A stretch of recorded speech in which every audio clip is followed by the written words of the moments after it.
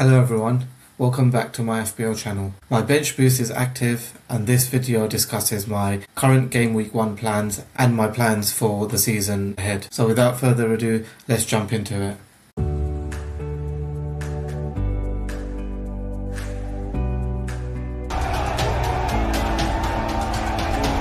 So let's run through my current Game Week 1 draft, bearing in mind that my bench boost is currently active. So in goal we have Kinski and Verbruggen. In defence we've got Vardio, Calafiori, Maguire, Hume and O'Shea. In midfield we've got Gross, Szoboszlai, Bruno and Mbeumo. And up front we've got João Pedro, Haaland and Calvert-Lewin. The bench is made up of Verbruggen in Game Week 1, Hume from Sunderland as an out-of-position 4.5 million defender, Gomez as my 5 million midfielder, and O'Shea as my 4 million bench fodder or my 4 million defender.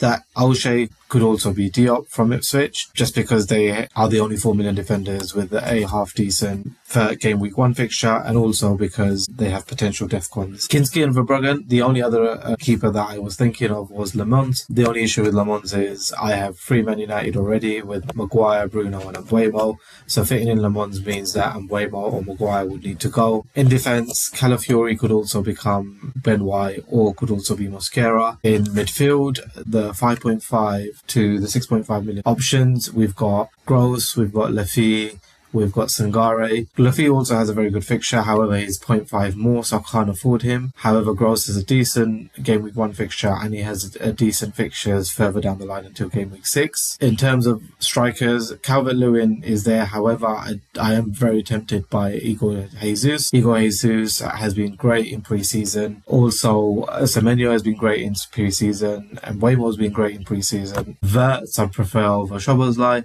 however trying to get to Wirtz means 0.5 more, which means I need to try and cut somewhere. Semenyo also is very good, but I can't seem to squeeze Semenyo, Wirtz and Mbeumo and Bruno in, so something's got to give somewhere. In defence, for Sunderland defence, just because Sunderland have a good Game Week 1 and 2 fixtures, I do want a Sunderland defender / Lafy. However, I can't get to Ballard. Mukiele is injured, so Hume as a 4.5 million defender. If we know that he's going to start Game Week 1, he's currently playing right wing, so therefore I've gone with that. The other options we've got are Brighton and Leeds defenders, who actually rotate quite nicely with Vuskovic and Muharemovic. However, to get these two, I would then need to downgrade either Vardio or Calafiori, who at the moment I'm not looking to. I do want a way into that City defence, and I do want a way into the Arsenal defence, at least for the first few fixtures. I think United is a lock, and the keepers, just because they're too cheap rotating 4.5 keepers, again, with Le Mans, you got to spend the extra 0.5. Therefore, I've sort of landed on this team. However, it's not set. Where I can cut, I will try and make upgrades elsewhere. But my midfield is definitely where I want to try and get the strongest, where I can try and get the Semenyos, I can try and get the Wirtz. However, I would need to be making sacrifices elsewhere, whether it's going to be Vardio or Calvert-Lewin. So my current plans for this FPL season, I am looking at seeing how AI models differ and how AI models compare to my own current FPL team and my own FPL transfer plans week on week and chip strategies week on week. So I want to do a social experiment where I'm going to create an AI team and I'm going to create my own team, and I'm going to see week on week, Game Week 2s, 3s, 4s, all the way to Game Week 38, how the AI models do compared to my FPL team. So therefore, the AI models that I'm looking at using mainly is going to be FPL Review. We have Solio Analytics, and we also have the Fantasy Football Hub AI model. I'll try and incorporate all of these models, try and see what the AI suggests, the AI suggested transfers, the AI suggested solvers, see what they recommend as a current Game Week 1 team, and also see what they recommend as future suggested transfers. My future videos will then see what the AI models have predicted, what the AI models transfer plans are, and the points that they have got in the previous week versus my current FPL team, what my transfer plans are, and what points I got the previous week. So let's run through the current Game Week 1 fixtures. We have Arsenal, who are home to Coventry. We have Man United, who are away to Hull.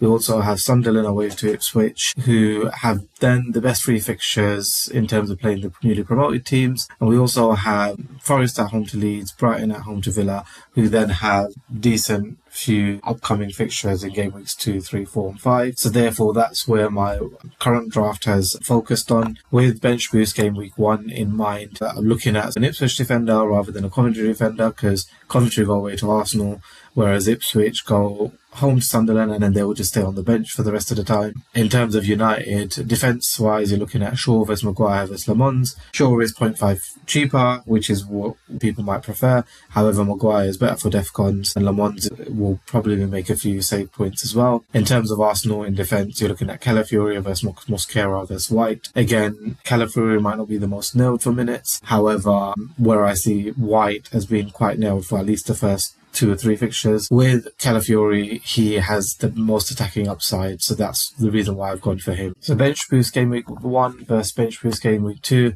What's better and which one should you choose? For game week 1, the reason why I've gone with game week 1 is because, number one, at least then you don't need to wait till game week 2. There may be potential injuries in game week 2, and therefore you may need to use a transfer for game week 2 to get out a bench boost in game week 2. Also, your game week 2 bench boost will be a Coventry triple up on the bench, purely because Coventry play are home to Hull, but then you're relying on a Coventry clean sheet to get anything from the bench boost. For bench boost game week 1, there's decent fixtures for the likes of Sunderland, the likes of United, Forest, Leeds, Brighton, who also then have good fixtures the following at least 4 or 5 weeks. You can choose between the Forest guys, you've got Jesus and Nico Williams. You've got the Brighton and Leeds guys, you've got Vuskovic, Mihajlovic in defence. You'll be having an Ipswich defender on the bench, whether that's O'Shea or whether that's Diop. And then the Sunderland guys you've got who have shown good stats in pre-season. You know, your Lafise, your Ballard, your Brobby, even Hume as well. In terms of game week 2, the positives or the benefits for bench boost game week 2 would be the Coventry triple up on the bench. They do play Hull, they are very cheap, and if they do get a clean sheet, then your quid's in. It's very much a high risk versus high reward strategy. If they keep a clean sheet, then your bench boost is getting 20 plus points easily, whereas if they don't keep a clean sheet, then you could look at maximum 8 to 9 points on your bench boost. So the other strategy is the wildcard strategy, where the first main fixture swing is in game week 4, and then the other potential option is game week 6, because that's following the international break. In terms of game week 4, if you were to wildcard in game week 4, then game weeks 1 to 3, you'd be looking at Sunderland and Man United, because they've got very good first few fixtures. You target Chelsea from game week 4, so you can move the likes of Bruno to Palmer, or you can bring in another Chelsea defender, for example, Palestra. Also, game week 4, United play City and Sunderland play Arsenal, so therefore, if you're already loaded up on United and City, you could potentially have up to 5 to 6 players. If you've got the likes of Lafie and a Sunderland defender, and you've got 3 Man United already, then you've got 5 players with not favourable fixtures, and therefore you might be looking into a free hit, or you might be looking into transferring some of these out. The benefits for game week 6 is if you load up on Brighton, your Leeds, your Nottingham Forest, they have good fixtures from game weeks 1 to 5, so therefore you can then have a longer horizon, and obviously there's a very long international break after game week 5, so therefore you have the international break to then figure out what will be a good wildcard 6, and that's the route I'm looking to go down, which is why I have Leeds, I have Brighton players in place. I'm looking to potentially get some Forest players in as well. So that's it from me, and I'll see you on the next one, where I'll discuss my AI team versus my current FPL team just before the game week 1 deadline. Thank you.